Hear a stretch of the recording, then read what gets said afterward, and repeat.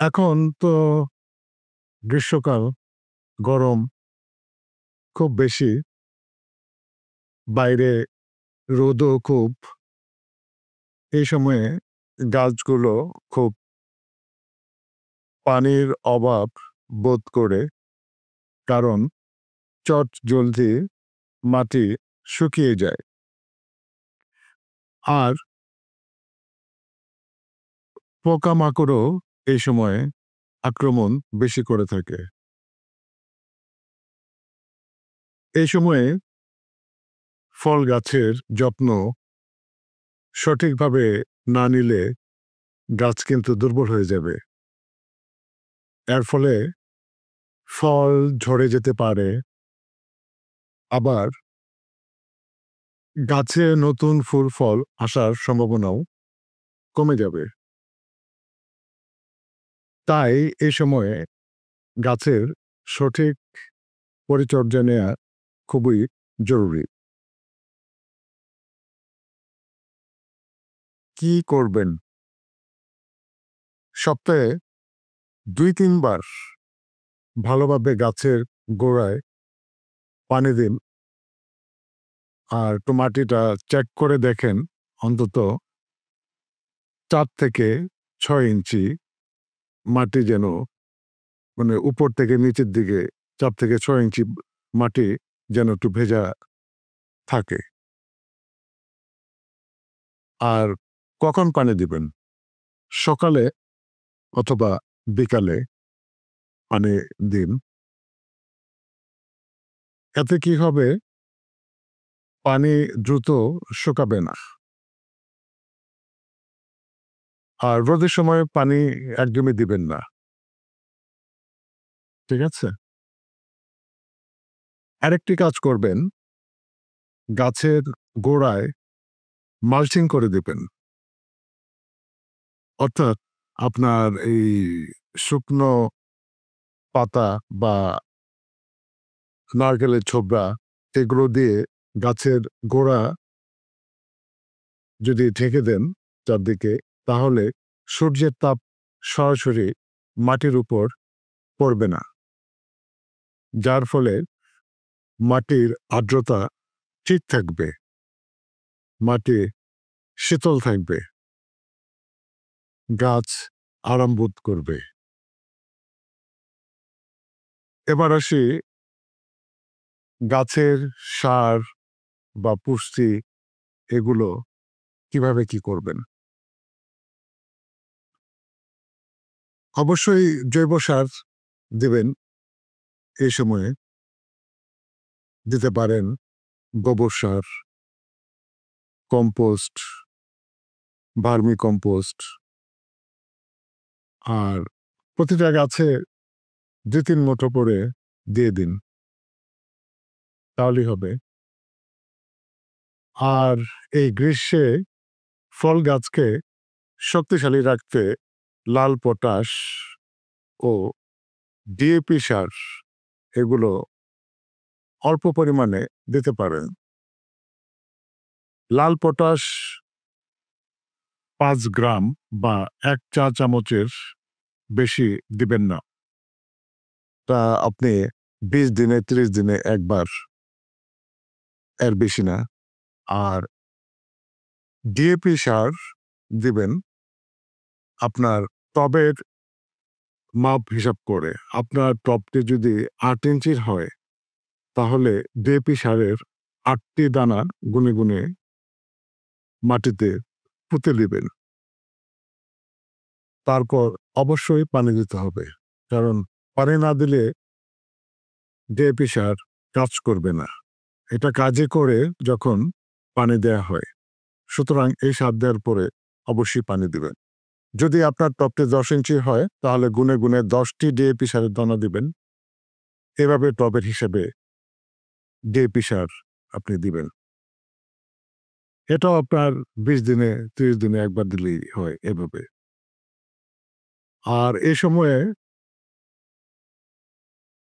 কলার খোসা ভেজানো পানি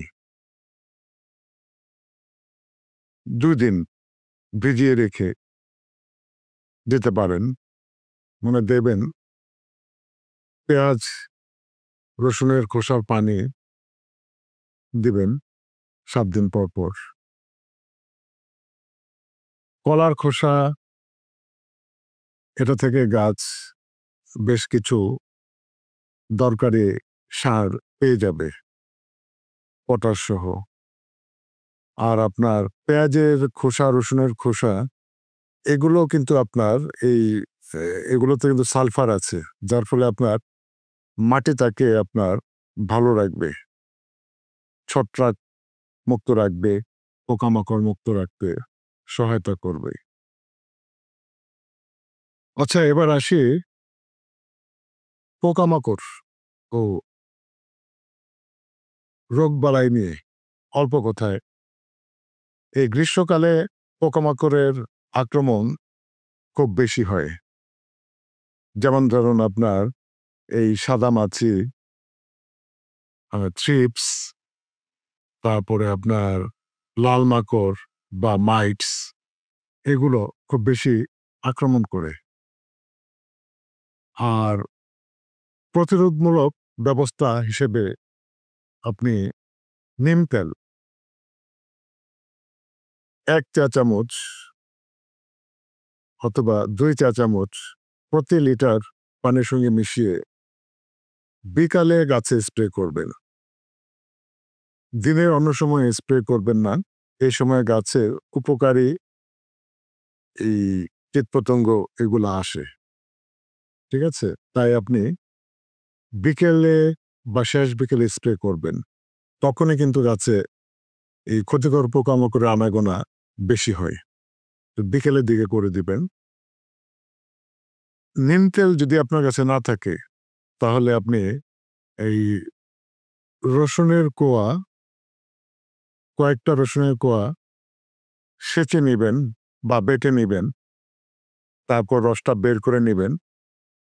তেমনি মরিচও আপনার একটু পিষে নিয়ে রসটা বের করে রসুন আর মরিচ একসঙ্গে মিশিয়ে বিকালে গাছে স্প্রে করে দিবেন। নিম তেল এবং এই রসুন মরিচের নির্যাস এর যেকোনো একটা সপ্তাহে একবার স্প্রে করে দিলেই হবে।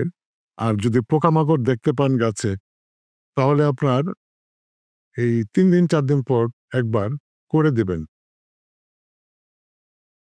এই সময় কিন্তু আপনি এই যে পাতা কোঁকড়ে যাওয়া বা পাতায় দাগ পড়া, ফুল ঝরে যাওয়া, এই ধরনের সমস্যাগুলো দেখতে পাবেন।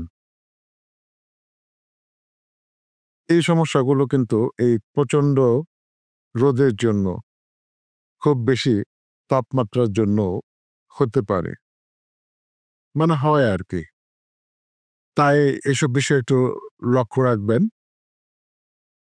আর এই সময়ে এই ফল গাছের শুকনো, রোগাক্রান্ত ও দুর্বল যে ডালগুলো গাছে যদি দেখতে পান, তাহলে সেগুলো ছেঁটে ফেলে দিবেন।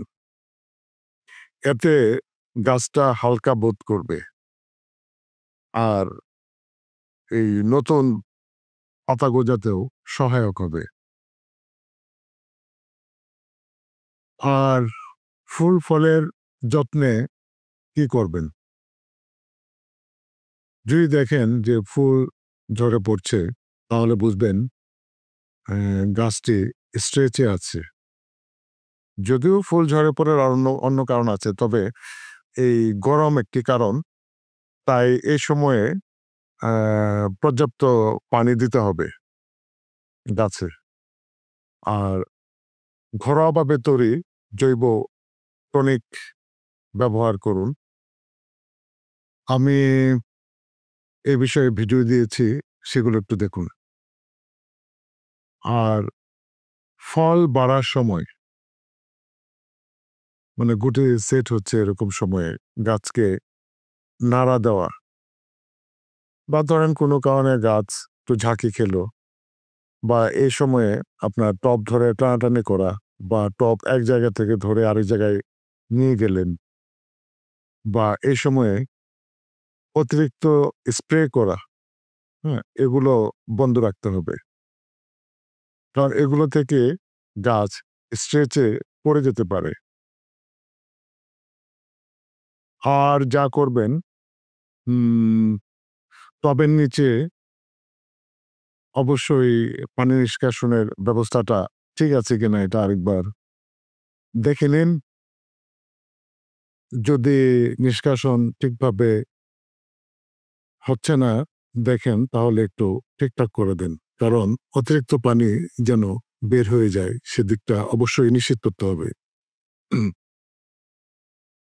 আর আ যখন খুবই গরম পড়ে যাবে, অতিরিক্ত গরম, তখন যদি প্রয়োজন হয় আর যদি সম্ভব হয় তাহলে গাছে একটু ছায়া দেয়ার ব্যবস্থা করতে পারেন। নেট দিয়ে বা আপনার একটু কাপড় দিয়ে উম গাছ আরাম বোধ করবে। আর যেটা করতে পারেন, গাছের গোড়ার মাটি মানে একটু ঝুরঝুরে করে দিতে পারেন। নিড়ানি দিয়ে একটু আলগা করে দিলেন। এতে কি হবে? আপনার বাতাস চলাচল সহজ হবে। এভাবে আপনি এই মে মাসে এই যত্নগুলা করতে পারেন।